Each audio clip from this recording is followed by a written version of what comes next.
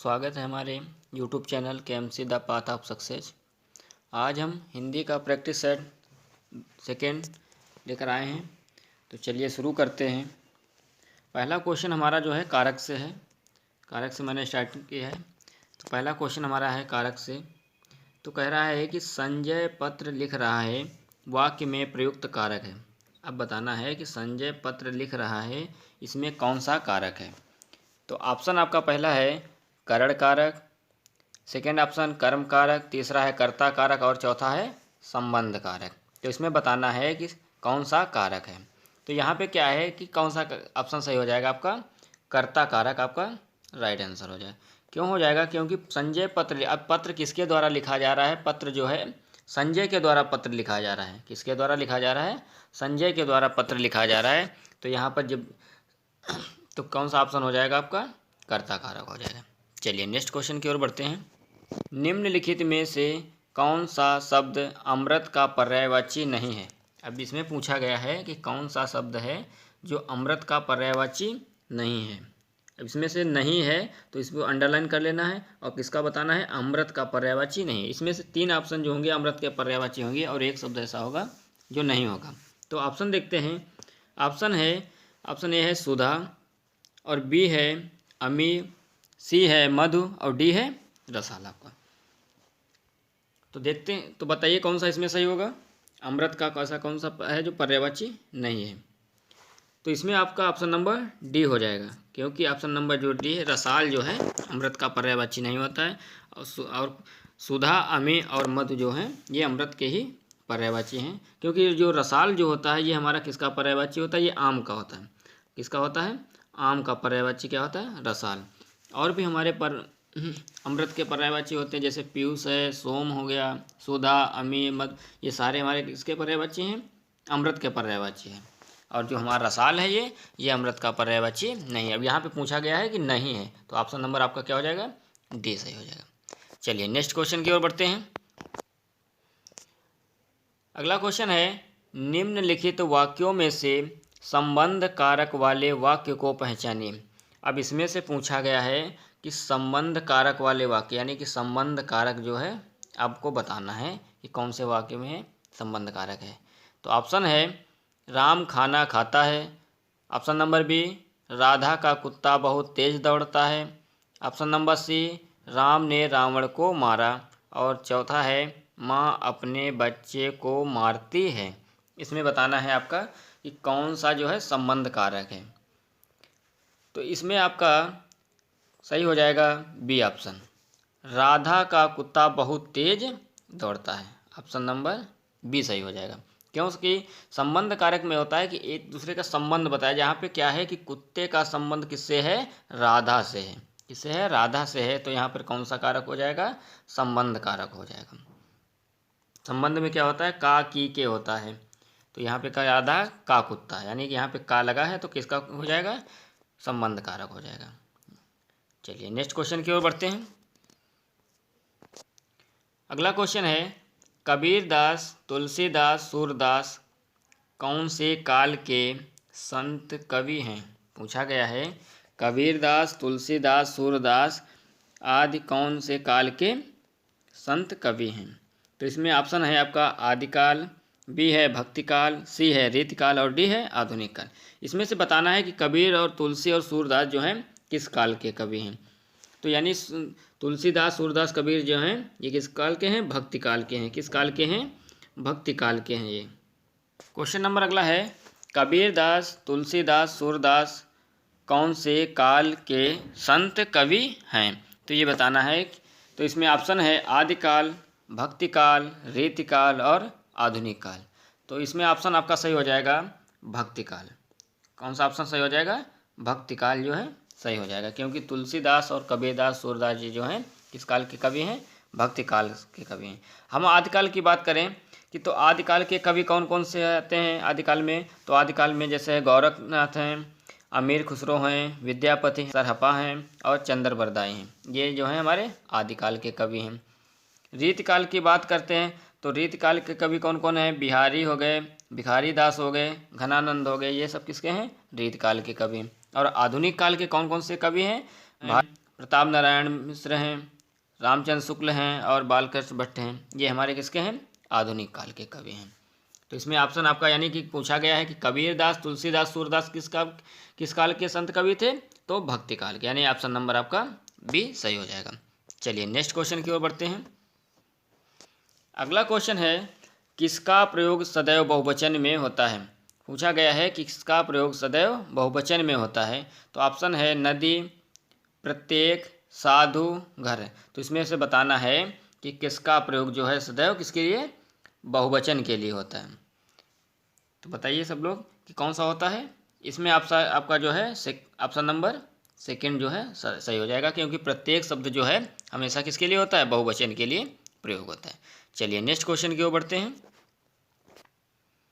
अगला क्वेश्चन है, माला फेरत जुग भया, गया न मन का फेर, अब कर का मन का डार के, मन का फेर।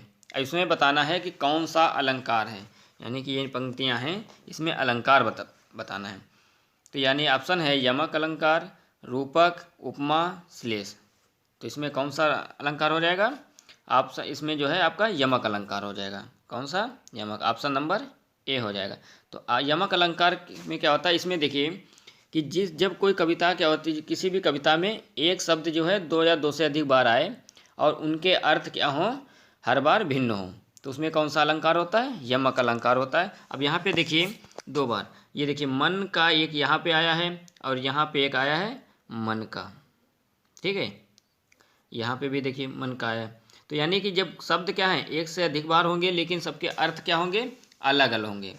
तो यानी कि यहाँ ऊपर वाले मन का अर्थ क्या हो जाएगा? इस वाले मन का अर्थ हो जाएगा माला का दाना। क्या हो जाएगा? एक मोती की माला है जो, उसके जो दाने जो पूहे जाते हैं, माला का दाना, ये इसका हो जाएगा। और इस वाले का हो जाएगा हृदय का। क्या हो जाएगा? हृदय का हो जाएगा। तो यानी कि जहाँ पे शब्द क्या है एक से अधिक बार आए हैं और इन दोनों के क्या है अर्थ कैसे हैं? भिन्न भिन्न है, तो वहाँ पे कौन सा अलंकार हो जाता है? यमक अलंकार हो जाता है। चलिए नेक्स्ट क्वेश्चन की ओर बढ़ते हैं। अगला क्वेश्चन है, कालिंदी का पर्यायवाची क्या है? पूछा गया है कि कालिंदी का पर्यायवाची क्या है? तो ऑप्शन है आपके सरस्वती, यहाँ पे देखिए पर्यायवाची बताना है सबको। क्या बताना है? पर्यायवाची बताना है। ऑप्शन है सरस्वती, लक्ष्मी, गंगा, यमुना। तो इसमें से बताइए कि कालिंदी का पर्यायवाची क्या है? देखिए कालिंदी का पर्यायवाची क्या होता है? यमुना होता है। क्या होता है? यमुना होता है। तो ऑप्शन नंबर क्या हो जाएगा आपका? डी हो, ऑप्शन आपका सही हो जाएगा। कालिंदी का पर्यायवाची क्या होता है? यमुना। और भी यमुना के देखिए पर्यायवाची और भी होते हैं। क्या होता है? सूर्य तनया जैसे है, भानुजा है, सूर्य सुता है, ये सारे क्या होते हैं आपके? यमुना के पर्यायवाची होते हैं। गंगा की बात की जाए कि गंगा सब के पर्यायवाची कौन कौन से होते हैं गंगा के? तो गंगा के जैसे भागीरथी है, सुरसरी है, देवसरी है और मंदाकिनी, ये सब किसके होते हैं? गंगा के पर्यायवाची हो जाते हैं।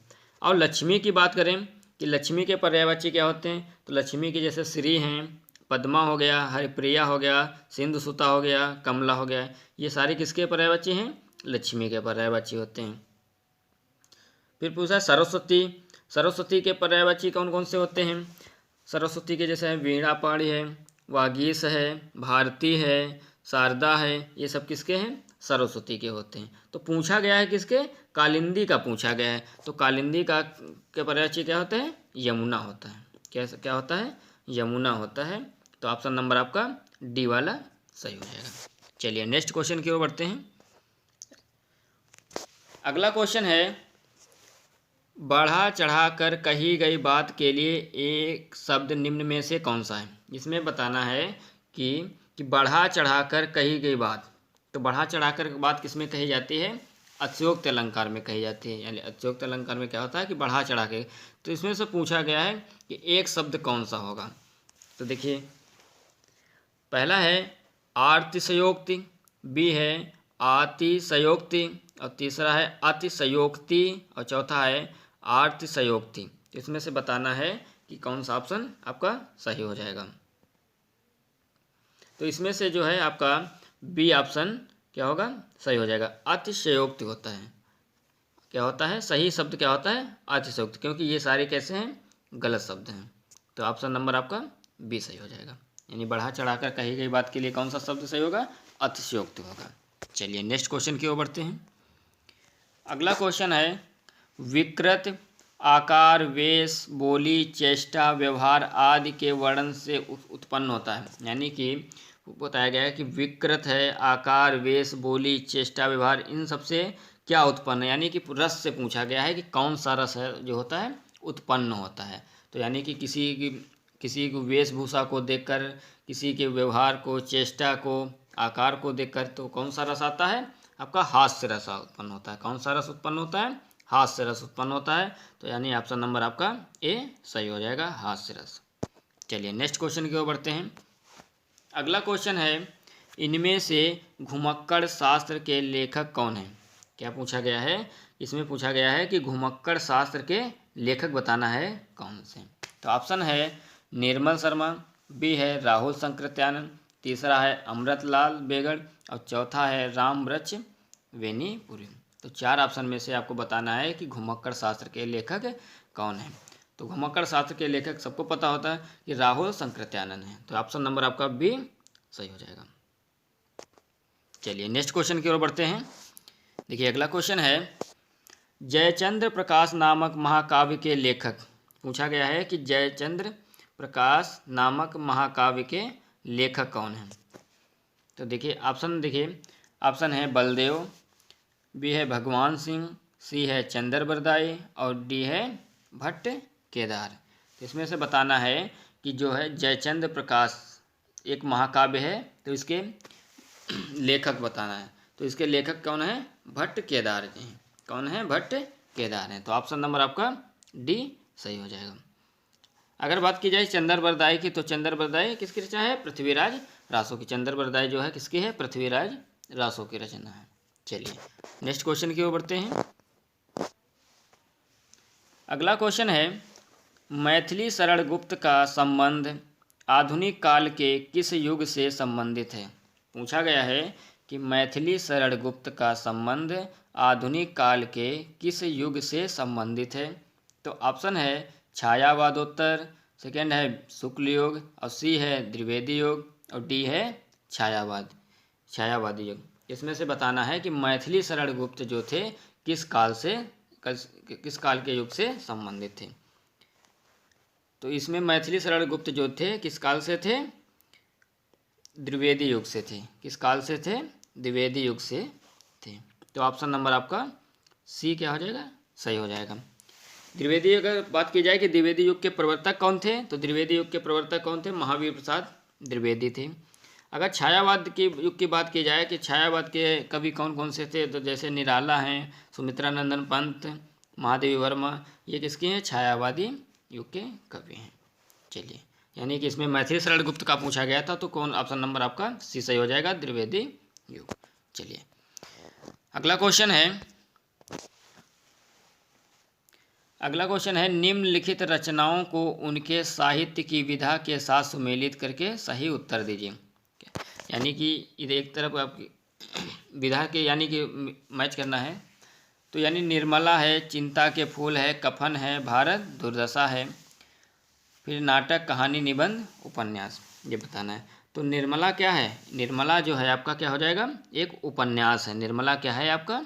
एक उपन्यास है। और चिता के फूल क्या है आपका? एक निबंध है। चिता के फूल क्या है? एक निबंध है। और कफन जो है क्या है? एक कहानी है। कफन जो कहानी है। और भारत दुर्दशा क्या है? एक नाटक है। भारत दुर्दशा एक नाटक है। तो यानी कि ए का किसके साथ हमने फोर्थ के साथ मिला है, तो और बी का थर्ड के साथ। तो इसमें कौन सा ऑप्शन सही हो जाएगा? ऑप्शन नंबर इसका देखिए डी वाला सही हो जाएगा। यानी 4 3 2 1, यानी कि 4 3 2 1, यानी ऑप्शन नंबर आपका कौन सा सही हो जाएगा? डी वाला सही हो जाएगा। यानी कि निर्मला क्या है? उपन्यास है। और चिता के फूल क्या है? निबंध है। कफन क्या है? कहानी है। और भारत दुर्दशा एक नाटक है। चलिए नेक्स्ट क्वेश्चन की ओर बढ़ते हैं। अगला क्वेश्चन है, पश्चिमी हिंदी के अंतर्गत कौन सी बोली आती है? पूछा गया है कि पश्चिमी हिंदी के अंतर्गत कौन सी बोली आती है? तो ऑप्शन है आपका कन्नौजी और ऑप्शन नंबर बी है मेवाती सी है बघेली और डी है मगही। तो पश्चिमी हिंदी के अंतर्गत कौन सी बोली आती है आपकी? कन्नौजी आती है। कन्नौजी बोली जो है का किसके अंतर्गत आती है? पश्चिमी के अंतर्गत आती है। तो ऑप्शन नंबर आपका कौन सा सही हो जाएगा? ए सही हो जाएगा। यानी पश्चिमी हिंदी जो है किसके अंतर्गत आती है? कन्नौजी के अंतर्गत आती है। चलिए नेक्स्ट क्वेश्चन की ओर बढ़ते हैं। अगला क्वेश्चन है, राजा सेवक को कंबल देता है। क्या कह रहा है कि राजा सेवक को कंबल देता है। इस वाक्य में कौन सा कारक है? देखिए कारक पूछा गया है कि राजा सेवक को कंबल देता है। तो ऑप्शन है आपका संबंध कारक, संप्रदान कारक, कर्ता कारक और कर्म कारक। तो इसमें यानी राजा सेवक को क्या देता है? कंबल देता है। तो कौन सा ऑप्शन सही हो जाएगा? संप्रदान कारक सही हो जाएगा, क्योंकि संप्रदान कारक में क्या आता है? दान का भाव, यानी क्रिया क्या है? दान का भाव देती है। जहाँ पे दान दिया जाता है वहाँ पे संप्रदान कारक आता है। ठीक, तो यहाँ पे पूछा गया था कि राजा सेवक को कंबल देता है, तो राजा क्या कर रहा है? कंबल का दान कर रहा है, यानी कंबल को सेवक को दे रहा है। तो यहाँ पे कौन सा ऑप्शन हो जाएगा? संप्रदान कारक हो जाएगा। चलिए नेक्स्ट क्वेश्चन की ओर बढ़ते हैं। अगला क्वेश्चन है, सूर्य का पर्यायवाची है। सूर्य का पर्यायवाची आपको बताना है कि सूर्य का पर्यायवाची क्या है। तो ऑप्शन है भास्वर, बी है मार्तंड, सी है प्रकाश और डी है तेज। तो इसमें से पूछा गया है कि सूर्य का पर्यायवाची बताना है।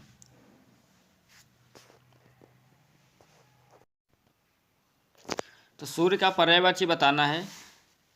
तो ऑप्शन है भास्वर, बी है मार्तंड, सी है प्रकाश और डी है तेज। तो इसमें से बताइए कि सूर्य का पर्यायवाची क्या होगा। सूर्य के पर्यायवाची क्या क्या होते हैं? क्या होते हैं? तरण, आदित्य, दिवाकर, प्रभाकर, दिनकर, मार्तंड, ये सारे किसके हैं? सूर्य के पर्यायवाची हैं। तो इसमें ऑप्शन नंबर आपका कौन सा हो जाएगा? सेकेंड हो जाएगा, मार्तंड। ऑप्शन नंबर बी जो है आपका सही हो जाएगा। सूर्य के पर्यायवाची क्या है? मार्तंड। चलिए नेक्स्ट क्वेश्चन की ओर बढ़ते हैं।